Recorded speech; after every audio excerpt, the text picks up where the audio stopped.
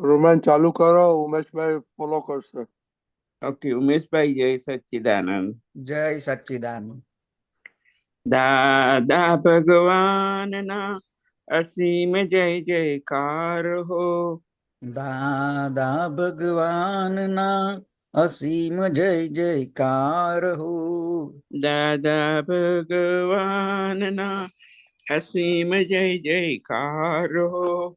દાદા ભગવાનના અસીમ જય જયકાર હો. દાદા ભગવાનના અસીમ જય જયકાર હો.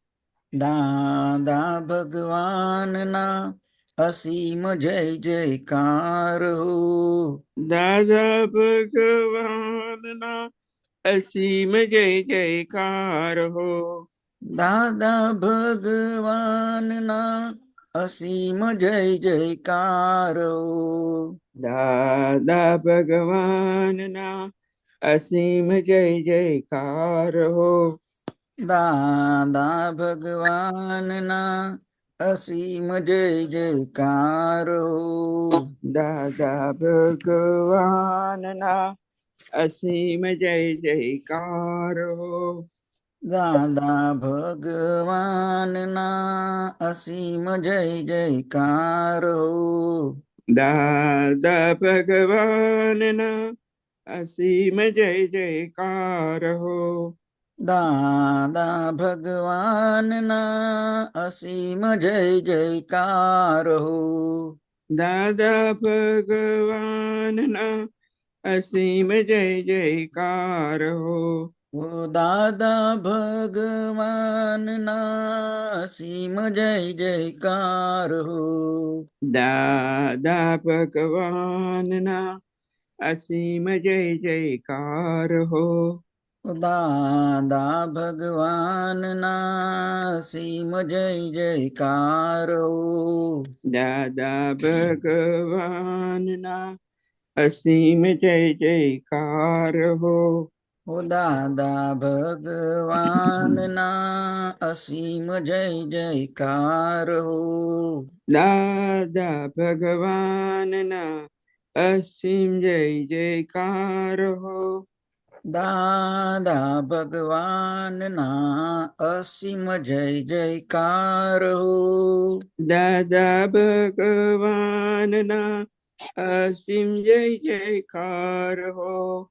દાદા ભગવાનના અસીમ જય જયકાર હો. દાદા ભગવાનના અસીમ જય જયકાર હો. દાદા ભગવાનના અસીમ જય જયકાર હો. દાદા ભગવાનના અસીમ જય જયકાર હો. પર બોલ ભાઈ. ફોલો કરો. દાદા ભગવાનના અસીમ જય જયકાર હો. દાદા ભગવાનના અસીમ જય જયકાર હો. દાદા ભગવાનના અસીમ જય જયકાર હો. દાદા ભગવાનના અસીમ જય જયકાર હો. દાદા ભગવાનના અસીમ જય જયકાર હો. દાદા ભગવાનના અસીમ જય જયકાર હો. દાદા ભગવાનના અસીમ જય જયકાર હો. દાદા ભગવાનના અસીમ જય જયકાર હો. દાદા ભગવાનના અસીમ જય જયકાર હો. દાદા ભગવાનના અસીમ જય જયકાર હો. દાદા ભગવાનના અસીમ જય જયકાર હો. દાદા ભગવાનના અસીમ જય જયકાર હો. દાદા ભગવાનના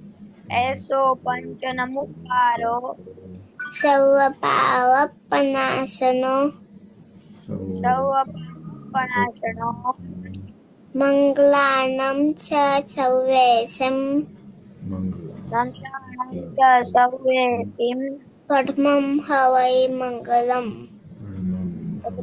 હવૈ મંગલમ. ઓમ નમો ભગવતે વાસુદેવાય. ઓમ નમો ભગવતે વાસુદેવાય. ઓમ નમઃ શિવાય. ઓમ નમઃ શિવાય.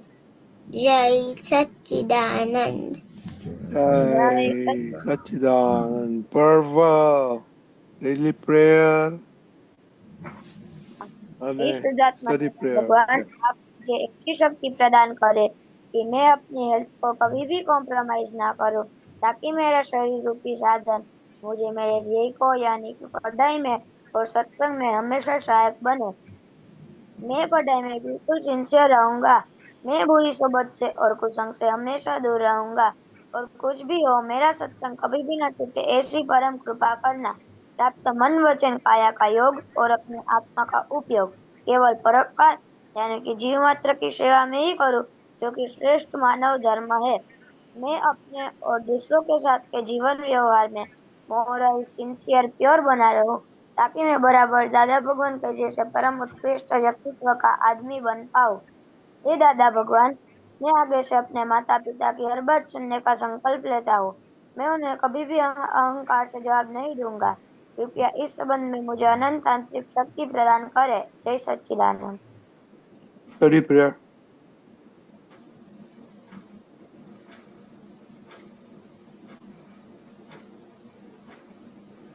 પર્વ સ્ટડી પ્રેયર યાદ છે? તું એ જાય છે કે નહીં? Every day you to do it. Okay દિવ્યાબેન. હે દાદા ભગવાન, એ हे दादा भगवान, ભગવાન, हम है आपके बच्चे, हम हम हैं हैं आपके बच्चे, दिल के है सच्चे, दिल दिल के के हैं सच्चे, फिर भी है कच्चे, फिर फिर भी भी है हैं कच्चे, काम करेंगे अच्छे अच्छे, काम काम करेंगे अच्छे अच्छे। अच्छे. પર્વ સેપરેશન. દીપકાનજી મેસેજ જોઈ લેજો. પર્વ के हे शुद्धात्मा दादा भगवान, તમે જુદા છો પર્વ જુદો છો। હે શુદ્ધાત્મા દાદા ભગવાન, તમે રિયલ છો પર્વ રિલેટિવ છે। હે શુદ્ધાત્મા દાદા ભગવાન, તમે પરમનન્ટ છો પર્વ ટેમ્પરરી છે। જય સચ્ચિદાનંદ। Very good. ઓકે તો મમ્મીને કેટલી વાર આભાર કહ્યું દિવ્યાબેન? आ,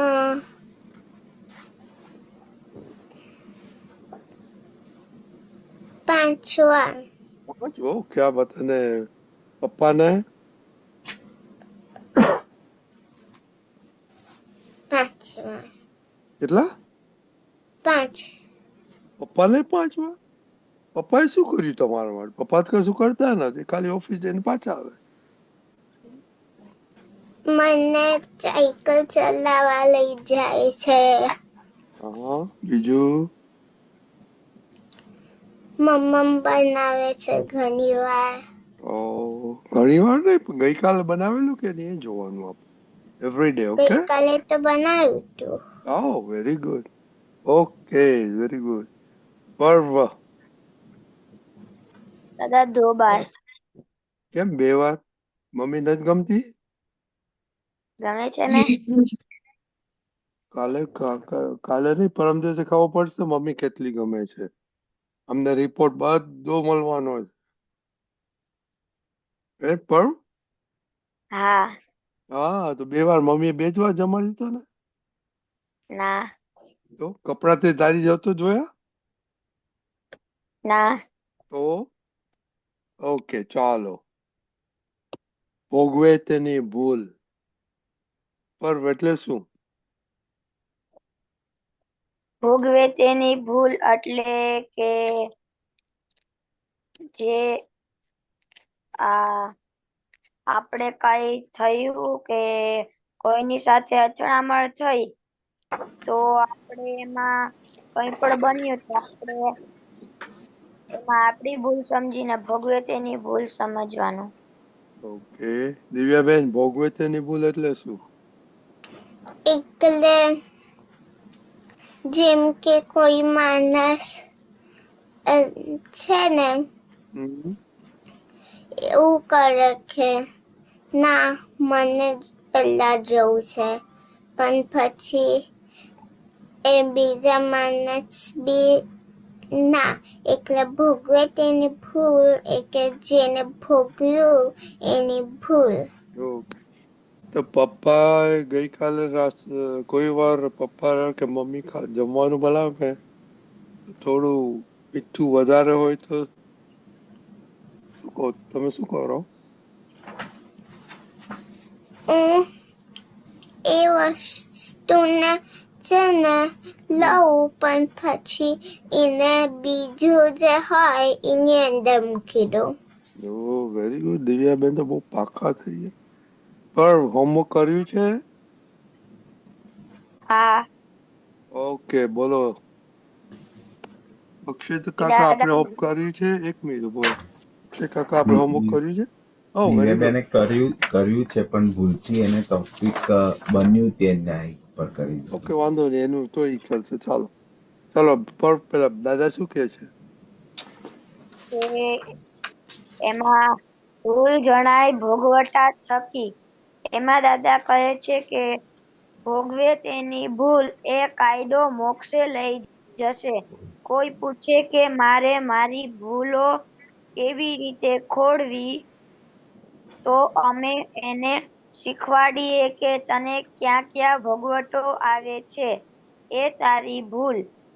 તારી શી ભૂલ થઈ હશે તે આવું ભોગવાનું આવ્યું, એ ખોડી કાઢજે.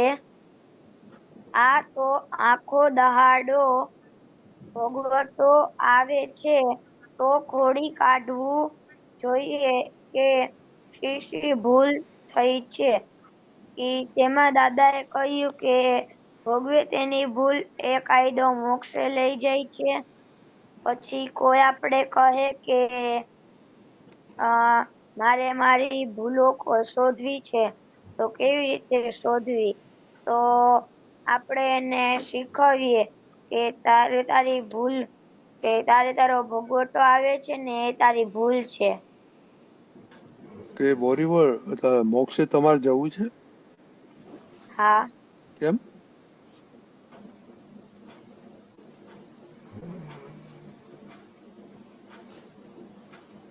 નથી ખબર? ઓકે, શુક્રવારે પૂછીને જવાબ આપજો. ઓકે. હા. ઓકે દિવ્યાબેન, તમે શું હોમવર્ક કર્યું છે? બને તે જ્ઞાય. ઓકે, શું કહે છે દાદાજી? કે છે ને કે નિરાશ નહીં થવાનું. ઓકે. કે પોઝિટિવ રહેવાનું. ઓકે. કે ઓલવેઝ હેપી રહેવાનું. કેવું રહેવાનું? ઓલવેઝ હેપી રહેવાનું. Okay. Always happy. Always happy. Okay very good દિવ્યાબેન, હોમવર્ક કર્યું તમે પપ્પા સાથે કર્યું? હા. Very good. ઓકે, નારાજ નહીં થવાનું એટલે શું? એટલે છે ને કંઈક થાય કે જેમ કે પપ્પા 4 વાગ્યા આવવાના હોય પણ 5 વાગ્યા આવે તો પછી એવું નહીં થઈ જવાનું કે કેમ 5 વાગે આયા. Very good. એટલે એને નારા હવે નારા જવાય બાઇક ચલાવવા એવું કહેવાનું, નારાજ નહીં થઈ જવાનું. very good. નારાજ નહીં થવાનું, પોઝિટિવ રહેવાનું કે હા પપ્પાને કામ હશે એટલે થોડું મોડું થઈ ગયું. બરાબર. હા વેરી ગુડ. ઓકે દીપુ દાદા, બંને ટોપિક આજે સાંભળ્યા, બંને સાથે વાત કરો હવે. સચ્ચિદાનંદ જય સચ્ચિદાનંદ. બહુ જ સારી વાત છે કે પપ્પા મોડા આયા. પપ્પાએ સાથે કરીને તો જાણી જોઈને તો મોડા નથી આયા. એટલે કંઈક બન્યું હોય ત્યારે જ વસ્તુ બને. એટલે આ સમજણે દિવ્યાબેન તમે પપ્પા લેટ આવ્યા તો એક્સેપ્ટ કરો છો એ બહુ સારું છે. Very good. કારણ કે આવી રીતે સવારે મમ્મીએ એમ કીધું હોય કે હું આ શાક બનાવીશ અને બપોરના કોઈ બીજું શાક બન્યું હોય તો પછી શું કરવાનું? તો એડજસ્ટમેન્ટ લે. હા, એડજસ્ટ થઈ જવાનું. એડજસ્ટ થઈ જવાનું ને. મમ્મીએ સવારે કીધું હોય તેનું કારણ હોય ને, એમણે જોયેલું હોય આગલે દિવસે, પણ પછી બીજે દિવસે ખબર પડે કે બરાબર નથી એટલે શાક બનાવાય એવું નથી. એટલે બીજું શાક બનાવ્યું તો આપણે એડજસ્ટ થઈ જઈએ. બન્યું એ જ ન્યાય રાખીએ એટલે મમ્મી પણ હેપી, આપણે પણ હેપી. અને કંઈ પણ બને ને એની પાછળ કારણ હોય. કારણ વગર એમને એમ તો કશું બને જ નહીં ને, કે એમને એમ બને. ના બને. હા, એટલે આપણને કારણ ખબર નથી. આપણને કેટલી વખત કારણ ખબર ના હોય પણ આપણે એમ એક્સેપ્ટ કરી લઈએ, સ્વીકારી લઈએ કે બન્યું એ કરેક્ટ, એટલે બન્યું એ જ ન્યાય. તો પછી આપણને અંદર ગૂંચવાડો ઊભો ના થાય, કન્ફ્યુઝન ઊભું ના થાય અને બધું સારી રીતે બધા હેપી થઈને રહે. કોઈ વખત